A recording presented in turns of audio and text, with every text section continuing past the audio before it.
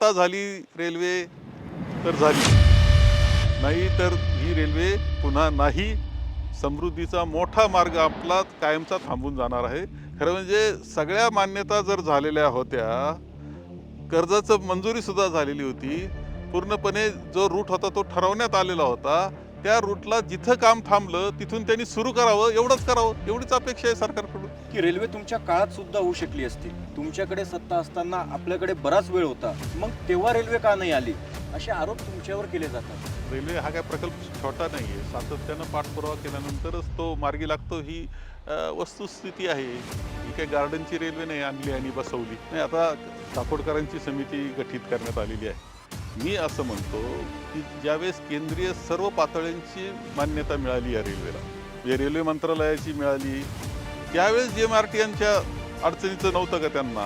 याचा त्यावेळेस JMRT हा विषय नव्हता, ती अडचणीचं वाटत नव्हतं. मग आता अचानक का अडचणीचं वाटायला लागलं? आणि आता पुन्हा काकोडकरांची समिती, याचा अर्थ शून्यापासून सुरुवात केली तुम्ही.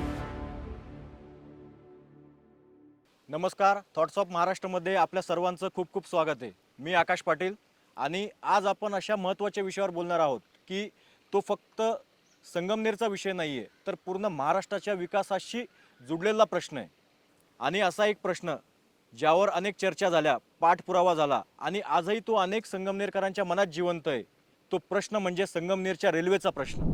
अनेक वर्ष ज्यांनी या विषयाचा सातत्याने पाठपुरावा केला, प्रत्येक स्तरावर प्रयत्न केले आणि संगमनेरच्या रेल्वेचं स्वप्न कधीच विझवलेलं नाही. आणि जेव्हा विचार महाराष्ट्राचा असतो आणि प्रश्न संगमनेरच्या आणि आसपासच्या विभागाच्या विकासाचा असतो, तेव्हा एक नाव आपोआप डोळ्यासमोर येतं, ते म्हणजे लोकनेते माननीय बाळासाहेब थोरात साहेब. थॉट्स ऑफ महाराष्ट्रमध्ये नमस्कार. तुम्ही आल्याबद्दल खूप खूप आभार. तर पुणे संगमनेर नाशिक या रेल्वे मार्गाचं स्वप्न नेमकं कसं सुरू झालं, त्यामागचं सत्य काय आणि हे स्वप्न पूर्ण होण्यासाठी नेमका किती मोठा संघर्ष करावा लागला, हे आज तरुण पिढीला माहिती नाही आहे. आणि बरीच लोकांची अनेक प्रश्न आहेत. त्यामुळं आज आपण या संपूर्ण रेल्वे मार्गाचा, या प्रवासाचा इतिहास सुरुवातीपासून तर आतापर्यंत आपण तुमच्याकडून जाणून घेऊ. तर सर्वात पहिले आम्हाला हे सांगा, पुणे संगमनेर नाशिक रेल्वेची कल्पना नेमकी कधी आणि कशी सुरू झाली, या विकासाची सुरुवात नेमकी कशी झाली? हा फक्त संगमनेर पुरता मर्यादित विषय नाही. कारण हा गोल्डन ट्रँगल आहे. नाशिक, मुंबई, पुणे आणि पुन्हा पुणे, नाशिक, हा गोल्डन ट्रँगल आहे. एक देशातला एक विकसित अत्यंत महत्त्वाचा भाग आहे. आर्थिकदृष्ट्या सुद्धा खूप विकसित आहे.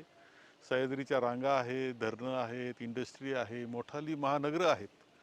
त्यामुळं कोणत्याही परिस्थितीमध्ये नाशिक मुंबई जशी जोडली गेलेली आहे किंवा मुंबई पुणे जोडलं गेलं आहे, तसं नाशिक पुणे जोडलं हे सुद्धा महत्त्वाची गोष्ट होती. परंतु तशी रेल्वे लाईन नव्हती आणि ती होणं आवश्यक आहे, हे अत्यंत सगळ्यांच्या मनामध्ये होतं. मला आठवतं की 1985 साली मी ज्यावेळेस निवडणुकीला उभा राहिलो आणि त्यावेळेस सगळ्या लोकांची एकत्र, सर्व उमेदवार एका वेळेस असायचे, सगळ्यांना प्रश्न विचारले जायचे. त्यामध्ये हा प्रश्न विचारला गेला होता आणि त्यावेळेसच मी सांगितलं की या क्षणापासून त्या प्रयत्नाला सुरुवात होईल. आणि खरं सांगतो मी की त्यानंतर मी लगेच सुरुवात केली. त्या व्यतिरिक्त या प्रकल्पासाठी तुम्ही नेमके काय काय प्रयत्न केले? सरकार, रेल्वे मंत्रालय आणि रेल्वे प्रशासनाला हा प्रकल्प किती महत्त्वाचा आहे हे पटवून देण्यासाठी तुम्ही कोणकोणत्या स्तरावर पाठपुरावा केला, प्रयत्न केले? मी आमदार झालो, खरं म्हणजे हा केंद्राचा विषय. मी आमदार झालो, परंतु आपण आग्रह धरला पाहिजे, ही रेल्वे झाली पाहिजे, या दृष्टीने प्रयत्नाला सुरुवात केली. मला एकदम 85 पासूनचे काही असे कागद उपलब्ध नाही, परंतु 1998चा आज एक पत्र माझं उपलब्ध आहे की जे मी नितीश कुमारांना लिहिलं होतं. आणि त्यामध्ये मी आग्रह धरला होता की अशा प्रकारची नाशिक पुणे ही रेल्वे होणं अत्यंत आवश्यक आहे, गोल्डन ट्रँगलच्या दृष्टीनं, या विभागाकरता आणि देशासाठी सुद्धा. कारण देशसुद्धा या विभागाशी जोडला जातो. त्यानंतर मी 15 मे 2000ला पुन्हा एक पत्र दिलेलं आहे. ममता बॅनर्जी त्यावेळेस रेल्वे मंत्री होत्या आणि त्यावेळेस त्यांना पत्र दिलं, त्यांना भेटलो. त्यावेळेस त्यांनी पत्राचं उत्तरसुद्धा मला लेखी स्वरूपामध्ये दिलं होतं आणि आम्ही लक्ष घालतोय असं. त्यानंतर 14 जानेवारी 2006ला मी रेल्वे मंत्री लालू प्रसाद यादव होते, त्यांना भेटलो होतो. काय असतं एक संधी असती, विषय असतो, काम असतं. त्यानिमित्तानं लोकसभा जर अधिवेशन सुरू असलं तर भेटणं एक संधी असते. अशा मोठे माणसं असतात त्यांना भेटण्याची. त्यावेळेस मी त्यांनाही भेटलो होतो, त्यांनाही आग्रह केला होता.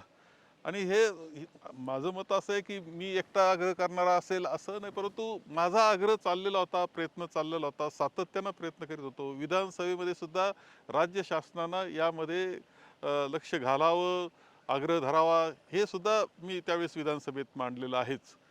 परंतु त्यात महत्त्वाची गोष्ट जी घडली ती 2012ला ज्यावेळेस डॉक्टर मनमोहन सिंगजी हे पंतप्रधान होते, आदरणीय सोनियांच्या नेतृत्वाखालचं सरकार होतं.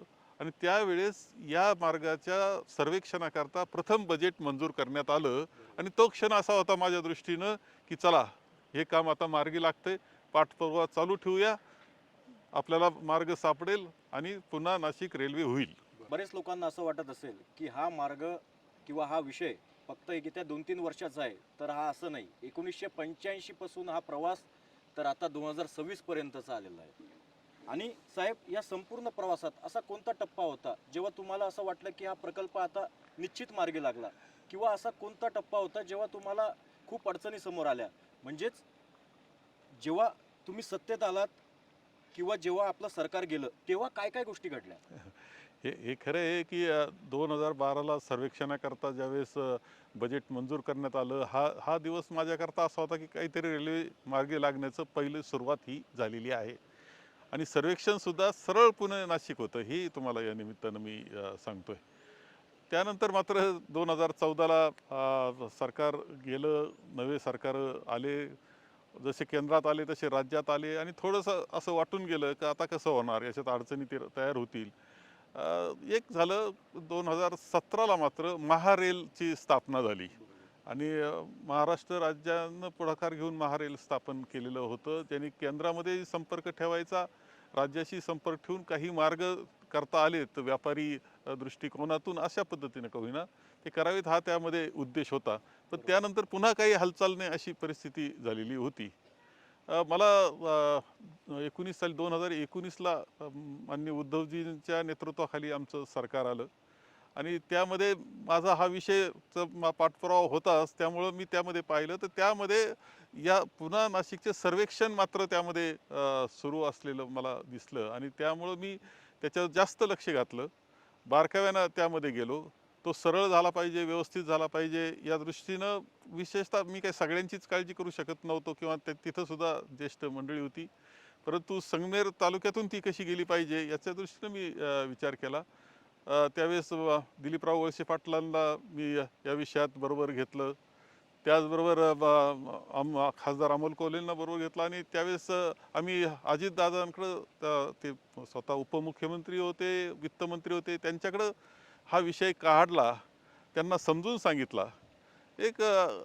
अजितदादांचं स्वभावाचं एक वैशिष्ट्य होतं, एखादा विषय त्यांना पटला, आवडला आणि व्हावा असं वाटलं तर त्याला गती देण्यामध्ये ते माहीर होते.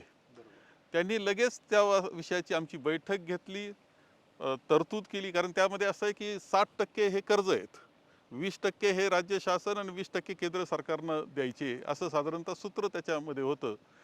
त्या दृष्टीनं 20% करता तरतूद महाराष्ट्र शासनाची आम्ही ठराव केला कॅबिनेटचा, त्याची तरतूद केली. केंद्राच्या ज्या मान्यता पाहिजे त्याकरता आग्रह करून त्या मान्यता पूर्ण करून घेतल्या. एवढंच नाही तर 1000 कोटी रुपये हे भूसंपादनाकरता त्यावेळेस देण्यात आले, लगेच देण्यात आले. आणि चला भूसंपादन सुरू करा असं सांगण्यात आलं. खरं म्हणजे भूसंपादन सुरू झालं. त्यामध्ये जवळपास 600-650 कोटी रुपयाचा खर्च त्यामध्ये झालेला आहे भूसंपादनाचा. म्हणजे रेल्वे मार्ग निश्चित झाला, त्याचे गट निश्चित झाले, सर्वे नंबर गट जे म्हणतो आपण ते निश्चित झाले. एवढंच नाही तर त्या शेतकऱ्याला भूसंपादनाकरता जो मोबदला द्यायचा तो सुद्धा देण्यात आला. असे 650 कोटी रुपये. आता हे सगळं सगळं झालं आणि आम्हाला असं वाटत होतं की आता हा रेल्वे मार्ग मार्गी लागला. भूसंपादन सुरू झालं, मार्ग निश्चित आहे, भूसंपादन सुरू झालं आहे, सगळ्या मान्यता झाल्या आहेत, केंद्र पातळीच्या, राज्य पातळीच्या सगळ्या मान्यता झाल्या आहेत. याचा अर्थ हा मार्ग लागला आहे. आम्ही असं ठरवलं त्यावेळेस की 2027मध्ये ही रेल्वे सुरू झाली पाहिजे, हे सुद्धा निर्णय आम्ही केला. आणि त्या दृष्टीने तयारीला लागलो. नंतर सरकार आमचं गेलं आणि तिची गती मंद झालेली आम्हाला दिसली. बरोबर. म्हणजे आज आपण बोलतोय तर पुढच्या 5-6 महिन्यात रेल्वे इथून धावली असती. 27 मध्ये तर कोणत्या बरोबर. परिस्थितीत धावणारच होती, म्हणजे पुढच्या वर्षामध्ये ती रेल्वे आपली सुरू झाली असती. पण आता सर्वात मोठी जी अडचण झाली की या रेल्वेचा मार्ग बदलला गेला. आता 2 दिवसापूर्वी या विषयावर पुनर्विचार करण्यासाठी एक कमिटी गठीत करण्यात आली. या सरकारच्या निर्णयाकडे तुम्ही कसं बघताय? खरं म्हणजे रेल्वेचा मार्ग बदलण्याचं कारणच मला समजत नाही.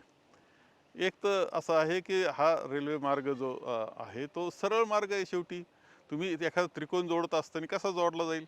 बरं, आता ज्यावेळेस केंद्राच्या सर्व पातळीच्या मान्यता झाल्या, नीती आयोगाची मान्यता, केंद्रीय मंत्रालय याची रेल्वे मंत्रालयाची मान्यता, केंद्र सरकारची मान्यता, राज्य सरकारची मान्यता, बँकेच्या कर्जाकरता सुद्धा मान्यता, असं ज्यावेळेस होतं त्यावेळेस JMRT हा विषय आला नसेल का? JMRT जर त्यावेळेस विषय आलेला असेल तर आताच कसा तो त्यावेळेस तो प्रश्न सुटलेला होता, तो विषयच नव्हता. असं असताना हा अचानक कसा पुढं आला हे काही समजायला तयार नाही आणि त्याच्यातून ती थांबवली गेली. आणि नवा मार्ग जो सांगितला जातो आहे ते सुपा MIDC सांगतायत. सुपा MIDC पासून आताही रेल्वे मार्ग फक्त 12 किलोमीटर दूर आहे. राहुरीला रेल्वे आहे, श्रीरामपूरला रेल्वे आहे, कोपरगावला रेल्वे आहे, शिर्डीला सुद्धा रेल्वे येते. म्हणजे शिर्डी रेल्वेपासून वंचित असं नाही. इकडच्या मार्गाने जोडायचं असेल तर कसं जोडता येईल त्याबद्दल आमची काही हरकत असण्याचं काही कारण नाही. परंतु आता जो मार्ग सांगतायत ते सुप्या MIDCचं उदाहरण देत आहेत, तिथं जोडलेलंच आहे. आणखी काय करणार आहे त्यामध्ये? म्हणजे जे त्याचा पर्याय जे दाखवतायत तो समर्थनीय आम्हाला काही वाटत नाही. ही वस्तुस्थिती त्यामध्ये आहे. आणि जी आता नवी समिती गठीत करण्यात आली आहे त्याबद्दल तुम्ही काय सांगाल? नाही, आता काकोडकरांची समिती गठीत करण्यात आलेली आहे. मी असं म्हणतो की ज्यावेळेस केंद्रीय सर्व पातळ्यांची मान्यता मिळाली या रेल्वेला, म्हणजे रेल्वे मंत्रालयाची मिळाली, केंद्र सरकारची मान्यता मिळाली, नीती आयोगाची मान्यता मिळाली, अर्थ विभागाची मान्यता तिथली मिळाली, बँकेची सुद्धा कर्जाकरता मान्यता मिळाली, महाराष्ट्र शासनाच्या सगळ्या मान्यता मिळाल्या, त्यावेळेस JMRT यांच्या अडचणीचं नव्हतं का त्यांना? याचा त्यावेळेस JMRT हा विषय नव्हता, ती अडचणीचं वाटत नव्हतं. मग आता अचानक का अडचणीचं वाटायला लागलं? आणि आता पुन्हा काकोडकरांची समिती, याचा अर्थ शून्यापासून सुरुवात केली तुम्ही. म्हणजे काळजीचाच विषय आमच्याकरता. नेमका काय निर्णय देणार ते माहीत नाही, कसा निर्णय देणार ते माहीत नाही. खरं म्हणजे पूर्वी काहीच आवश्यकता नव्हती, सगळ्या मान्यता जर झाल्या होत्या त्यावेळेस JMRTची चर्चा ही निश्चितपणे झाली असणार आहे. असं असताना ही पुन्हा सुरुवात, शून्यापासून सुरुवात तुम्ही करताय, हा आमच्याकरता काळजीचा विषय आहे. म्हणजेच आजची परिस्थिती बघता हा जो रेल्वे मार्ग बदलला गेला आहे यातलं मग तुम्ही सर्वात मोठं कारण काय समजाल? आर्थिक, तांत्रिक की राजकीय? नाही, तांत्रिक तर मला दिसत नाही, आर्थिक दिसत नाही. सगळ्या मान्यता झाल्या होत्या. कारण काय राहतं शिल्लक? फक्त राजकीय कारण आहे का काय, असं वाटून जातं. जर सर ही रेल्वे संगमनेर मधून जर का गेली असती तर किती चित्र बदललं असतं ह्या पूर्ण विभागाचं? म्हणजे आपण नाशिक पासून ते पुण्यापर्यंत येणाऱ्या सर्व भागांचा विचार करू की काय मोठे बदल झाले असते. खरं एखादं धरण करतो आपण, त्या भागामध्ये समृद्धी येते, नवचैतन्य येतं. कनेक्टिव्हिटीचं महत्त्वसुद्धा अनन्यसाधारण आहे. ही कनेक्टिव्हिटी या विभागाला नवचैतन्य आणणारी अशा प्रकारची ठरली असती. विद्यार्थ्यांकरता अत्यंत सोयीची, सगळे कोणते कॉलेजेस करता ते थोड्या वेळामध्ये पुण्यात पोहोचू शकत होते किंवा नाशिकला पोहोचू शकत होते किंवा पूर्ण देशामध्ये ते जाऊ शकत होते, नागरिक जाऊ शकत होते. व्यापार उद्यम हा प्रचंड वाढण्याकरता मदत झाली असती. आज संगमेर तालुका असेल की ह्या विभागामध्ये मोठ्या प्रमाणावर भाजीपाला पिकतो, तो भाजीपाला पूर्ण देशात गेला असता. या विभागातलं फळफळावळाचं क्षेत्र मोठं आहे, ते पूर्णपणे देशात गेलं असतं किंवा जगात जाण्याकरता त्याची मदत झाली असती. इथं साखर उद्योग आहे, सगळ्या या रूटवर साखर कारखाने आहे. भीमाशंकर असेल किंवा विघ्नर असेल किंवा हे सगळे साखर कारखाने आहेत. हे सगळ्यांचं साखरसुद्धा देशात पाठवण्याकरता मदत झाली असती, अल्कोहोल पाठवण्याकरता मदत झाली असती, इथेनॉल पाठवण्याकरता मदत झाली असती, दुधाचे उत्पादनं पूर्ण देशभर गेले असते, दुधाचा भाव चांगला मिळाला असता दूध उत्पादकांना. इतर जे काही कृषी उद्योग आहेत त्याकरता होतं, इंडस्ट्रीयल जे आहेत त्यांच्याकरता सुद्धा देशभर कनेक्टिव्हिटी झाली असती. आज इथे इथे जो माल तुम्ही भरणार तो पूर्णपणे श्रीनगरला सुद्धा जाऊ शकत होता किंवा कन्याकुमारीला जाणार होता. काही झालं तरी पूर्णपणे आसाममध्ये जात होता, सौराष्ट्रामध्ये एक जागेवरून कुठेही देशात जाण्याची ताकद या विभागात आली असती. ती शक्ती शेवटी ती शक्ती मिळाली असती या विभागातल्या सामान्य माणसाला. त्याचं जीवन आनंदी होण्यामध्ये मदत झाली असती. दुर्दैवानं आज खूप काळजी वाटते आम्हाला आणि म्हणूनच आंदोलन करण्याची वेळ आमच्यावर येते आहे. ही कनेक्टिव्हिटी आपल्याला जेव्हा मिळाली असती तर या पूर्ण विभागाला एक खूप मोठा लॉजिस्टिक सपोर्ट मिळाला असता आणि सगळं आपण चैतन्य पूर्ण झालं असतं, चैतन्य चैतन्य येतं. झालं असतं. बरोबर. साहेब, तुमचा या विषयाचा अनेक वर्षांचा अभ्यास आणि अनुभव आहे. सरकारनं या संपूर्ण विषयाला पुन्हा विचार करावा का असं तुम्हाला वाटतं का? सरकारला तुम्ही कोणत्या ठोस सूचना किंवा पर्याय सुचवाल? नाही, मी पुन्हा एकदा सांगेल की हा गोल्डन ट्रँगल आहे. नाशिक, पुणे, मुंबई आणि मुंबई नाशिक आणि हा देशातला सगळ्यात विकसित अशा प्रकारचा भाग आहे. मोठी लोकसंख्या इथे आहे, महानगरं आहेत, सह्याद्रीच्या पर्वतरांगा आहेत, त्याच्यामध्ये धरणं आहेत, इंडस्ट्री आहे, शेती आहे आणि तो पूर्णपणे देशाशी जोडणं आवश्यक आहे. देशाशी जोडायचा असेल तर हा ट्रँगल पूर्ण करणं आवश्यक आहे. तो पुन्हा नाशिकनं पूर्ण होणार आहे. आता यामध्ये माझं एकच अपेक्षा आहे की असं आहे की सरकारने काय करायचं, सरकारकडून वेगळी अपेक्षा काही नाही. खरं म्हणजे सगळ्या मान्यता जर झालेल्या होत्या, कर्जाचं मंजुरीसुद्धा झालेली होती, पूर्णपणे जो रूट होता तो ठरवण्यात आलेला होता, त्या रूटला जिथं काम थांबलं तिथून त्यांनी सुरू करावं, एवढंच करावं, एवढीच अपेक्षा आहे सरकारकडून. बरोबर. अजून एक प्रश्न जो सध्या ऐकायला मिळतोय की रेल्वे तुमच्या काळात सुद्धा होऊ शकली असती. तुमच्याकडे सत्ता असताना आपल्याकडे बराच वेळ होता, मग तेव्हा रेल्वे का नाही आली, असे आरोप तुमच्यावर केले जातात. याला तुम्ही कसं उत्तर द्याल? नाही नाही, हा प्रश्न अत्यंत बालिशपणाचा आहे. रेल्वे हा काय प्रकल्प छोटा नाही आहे. सातत्यानं पाठपुरावा केल्यानंतरच तो मार्गी लागतो, ही वस्तुस्थिती आहे. ही काय गार्डनची रेल्वे नाही आणली आणि बसवली. त्यामुळं असं म्हणणं बालिशपणाचं आहे आणि राजकारण म्हणूनच तुम्हाला बोलायचं असेल तर आम्हाला राजकारण त्यामध्ये बोलता येईल. आम्ही होतो तसे तुम्ही तुम्ही होते ना 35 वर्ष इथं खासदार. मग त्यावेळेस तुम्ही काय केलं असा प्रश्न मला उलटा विचारता येणार नाही का? याच्यामध्ये या राजकीय असं खेळी करू नये या मताचा मी आहे. मग आज या परिस्थितीत पुढची दिशा काय असायला हवी? सरकारनं कोणती पावलं उचलायला हवी? आणि संगमनेरकरांची आणि या रेल्वे मार्गात येणाऱ्या सर्व भागांची भूमिका काय असायला पाहिजे? नाही नाही, मी तर सांगितलं की सरकारनं काही नाही, आता जिथं काम थांबलं तिथून सुरू करावं ही अपेक्षा सरकारकडून आहे. भूमिका आमच्या सगळ्यांची आग्रहाची असली पाहिजे, कारण आता झालं तरच होणार आहे, नाही तर पुढच्या पिढ्यानपिढ्या या या चांगल्या कनेक्टिव्हिटीपासून वंचित राहणार आहेत, समृद्धीपासून वंचित राहणार आहे. त्यामुळं सगळ्यांनी याच्यामध्ये आपला आवाज उठवला पाहिजे, सरकारला जागं केलं पाहिजे. सरकारकडून हक्काची जो रेल्वे आहे आपली, जी आज हक्काची ठरलेली आहे मान्यतेमुळं, ती आपण घेतली पाहिजे, एवढीच माझी इच्छा राहील. आणि सर, शेवटी आज तुम्हाला या विषयासंदर्भात थेट जनतेपर्यंत एक संदेश पोहोचवायचा असेल किंवा त्यांना द्यायचा असेल तर तुम्ही तो काय द्याल? नाही, मी आता एवढंच म्हणेल, आता झाली रेल्वे तर झाली, नाही तर ही रेल्वे पुन्हा नाही. समृद्धीचा मोठा मार्ग आपला कायमचा थांबून जाणार आहे. त्यामुळं जागृतपणे यामध्ये सहभागी आपण झालं पाहिजे. आणि जे आता संगमनेरमध्ये आंदोलन होतंय, हे तर आहेच आहे. आता म्हणजे शेवटी असं आहे की आपला आवाज उठवण्याची लोकशाही पद्धतीनं तो हक्क आहे सत्याग्रह करण्याचा, तो आम्ही योग्य पद्धतीनं करणार आहोत. आपल्या पूर्ण पॉडकास्टचा सर शेवटचा भाग म्हणजे रॅपिड फायर, जो सर्वात इंटरेस्टिंग असतो आणि लोकांच्या सर्वात आवडीचा असतो. तर त्यात रॅपिड फायर म्हणजे एका शब्दात प्रश्न आणि एका शब्दात त्याचं उत्तर. तर बरं. मी तुम्हाला काही प्रश्न विचारेल, तुम्ही त्याचं उत्तर एका शब्दात द्यायचं. रेल्वे, समृद्धी. संगमनेर, संगमनेरला ती मिळालीच पाहिजे. जनता, जनतेत सहभागी व्हावं, संघर्ष, हा आम्ही कायम करत आलो, यशस्वी होत आलो. भविष्य, भविष्य रेल्वे झाली तर उज्ज्वल भविष्य. 9 ऑगस्ट. हां, जसे क्रांती दिन तसं रस्ता रोको आंदोलनसुद्धा, चक्काजाम.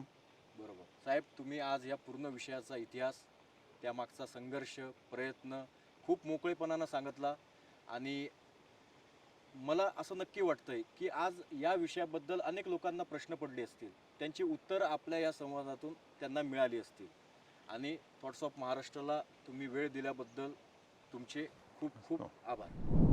आज आपण या विषयाचा इतिहास ऐकला, संघर्ष ऐकला, प्रयत्न ऐकले. आता पुढचा इतिहास संगमनेरची जनताच लिहिणार आहे. थॉट्स ऑफ महाराष्ट्र पाहिल्याबद्दल आणि ऐकल्याबद्दल सर्वांचे मनापासून आभार. परत भेटूया एका नवीन विचारासह. थँक्यू.